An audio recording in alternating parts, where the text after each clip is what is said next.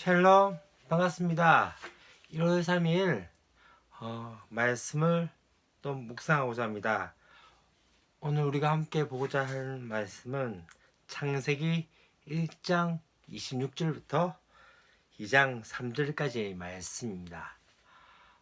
본문의 내용들은 사람의 창조에 대한 것과 안식에 대한 이야기들이 나오고 있습니다. 특별히 26절부터 시작하여서 31절까지의 말씀은 인간을 창조하시고 이제 하나님께서 여섯째 날에 모든 것을 만드시고 난 다음에 심히 보시기에 심히 좋았다는 말씀으로 마치고 있는 것을 볼 수 있습니다. 여기서 먼저 우리가 보고자 하는 것은 바로 사람의 창조입니다. 사람의 창조에서 가장 중요한 것은 바로 하나님의 형상대로 만들어졌음에 대해서 말씀하고 있는 것입니다. 하나님의 형상으로 우리를 만드셨다는 것이 어떤 의미일까요? 첫 번째는 내가 특별한 존재라는 것을 말씀하고 있습니다. 세상에 많은 피조물이 있지만은 그 많은 피조물이 말씀으로 만들어졌지만 사람, 곧 저와 여러분은 하나님께서 하나님의 손으로 직접 만드시고 그 코에 생기를 부어 넣으신, 그래서 특별히 하나님과 닮은 꼴로 우리를 만드셨음을 이야기하고 있습니다. 그렇기 때문에 내 안에 하나님이 계시다는 것을 믿으셔야 합니다. 하나님께서 우리 안에 그 형상을 만드셨다는 것은 또 한 가지 중요한 것은 무엇입니까? 하나님과 교제할 수 있는 그러한 특권을 가진 존재로 만드셨던 것이죠. 그렇기 때문에 어느 누구도 나는 특별한 존재이다, 나는 정말 소중한 존재라는 것을 잊지 마셔야 합니다. 두 번째 무엇입니까? 하나님의 형상으로 창조되었던 것은 바로 다른 사람도 특별한 존재라는 것을 말하고 있는 것이죠. 다른 사람들도 존귀히 여김을 받아야 할 존재라는 것이죠. 그것은 무슨 말입니까? 내가 사랑하는 존재뿐만 아니라 또한 내가 어쩌면은 바라보고 있는 수많은 사람들이 다 특별한 존재라는 것이죠. 우리 안에 있는, 교회 안에 있는 수많은 사람들 또한 어떠한 존재입니까? 하나님의 형상이고, 또 한 가지 중요한 것은요, 우리가 바라보고 있는 많은 사람, 세상 사람들 또한 특별한 존재이고, 그들도 어떠한 존재입니까? 존귀히 여김을 받아야 할 존재라는 것을 말하고 있는 것입니다. 하나님의 형상으로 만들어졌다는 것은요, 또 한 가지는요, 세상의 피조물이 우리를 통해서 하나님을 보게 되어지는 것이죠. 왜입니까? 바로 저와 여러분이 하나님의 형상으로 되어졌기 때문입니다. 세상의 피조물은 어쩌면은 하나님을 볼 수 없습니다. 그러나 중요한 건 무엇입니까? 세상의 피조물이 바로 저와 여러분을 통해서 하나님을 보게 되어진 것이죠. 또 한 가지는요, 하나님의 선택을 받은 우리를 통해서 세상 사람들이 하나님을 보게 되어진다는 것이죠. 그렇기 때문에 나는, 우리는, 교회는 하나님을 드러내어야 할 존재라는 것을 말씀하고 있습니다. 그러고 난 다음에 1장 28절 말씀에서 생육하고 번성하여 땅에 충만하라, 땅을 정복하라, 바다의 물고기와 하늘의 새와 땅에 움직이는 모든 생물을 다스리라 라고 대위임 명령을 우리에게 주십니다. 과거에 이 명령을 잘못 해석했기 때문에 인간은 자연을 해치고 파괴하는 것으로 끝났지만, 진짜 중요한 건 무엇입니까? 우리는 이 모든 피조물을 다스릴 청지기입니다.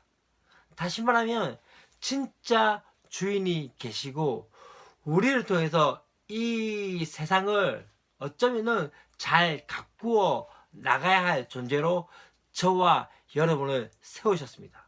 그렇기 때문에 모든 피조물 하나하나 가운데 우리는 어떻게 해야 합니까?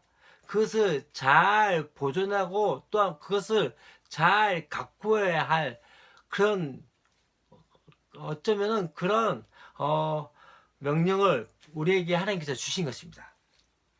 이제 하나님께서 어떻게 말씀하십니까? 하나님이 지으신 그 모든 것을 보시니 보시기에 심히 좋았더라. 무슨 말이십니까? 바로 이 세상 모든 것을 창조하신 것은 완전하고 완벽했다는 것이죠. 또 한 가지는요, 보시기에 좋았더라. 그 말은 선하고 아름다웠음에 대해서 말씀하고 있습니다. 세상 피조물은 그 처음은요, 다 존귀하고 선하고 아름다운 존재였던 것이죠. 인간의 타락으로 인해서 지금 많이 파괴되었지만 중요한 건 무엇입니까?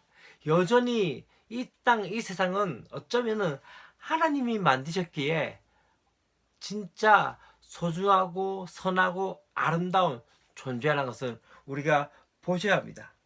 그리고 이제는 그가 하시던 일을 일곱째 날에 마치시니라고 말씀하시면서 그가 하시던 모든 일을 그치고 안식하셨다라고 말씀하고 있습니다. 그래서 일곱째 날을 어떻게 하셨죠? 바로 하나님께서 복되게 하셨고 또한 안식하셨다고 말씀하고 있습니다. 사실 하나님께서는 쉬지 않으셔도 되는 분이십니다. 그러나 그분께서 그날을 복되게 하시고 안식하신 이유가 무엇일까요? 누구를 위한 안식일일까요? 바로 인간을 위한 안식이었던 것을 보셔야 합니다.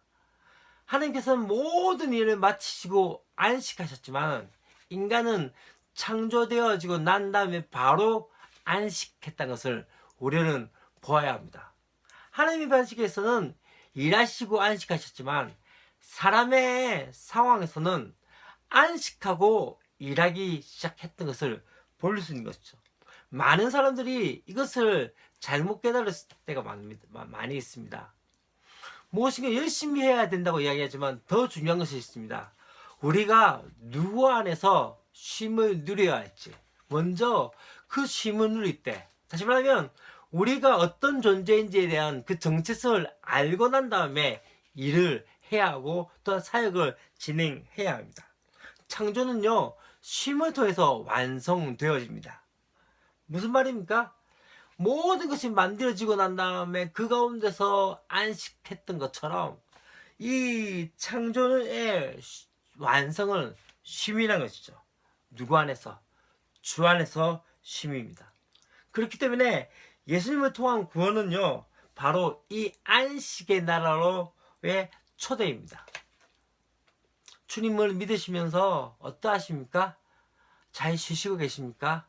잘 안식하고 계십니까? 어쩌면은 주님을 믿는 것 또한 하나의 사역으로 하고 있지 않습니까? 말씀을 묵상하면서 오늘 말씀 가운데서 진짜 중요한 것은 내가 주 안에서 안식하고 있는지, 주님 때문에 쉼을 누리고 있는지, 아니면은 여전히 또 다른 사역에 매여 있는지 우리는 그것을 다시 한번 봐야 할 것입니다. 주 안에서 먼저 안식하십시오.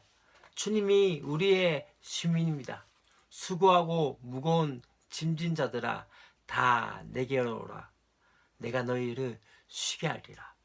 그 쉼 가운데 다시 새 힘을 얻고 또다시 주님 나라를 위해서 달려가는 저와 여러분이 되었으면 좋겠습니다.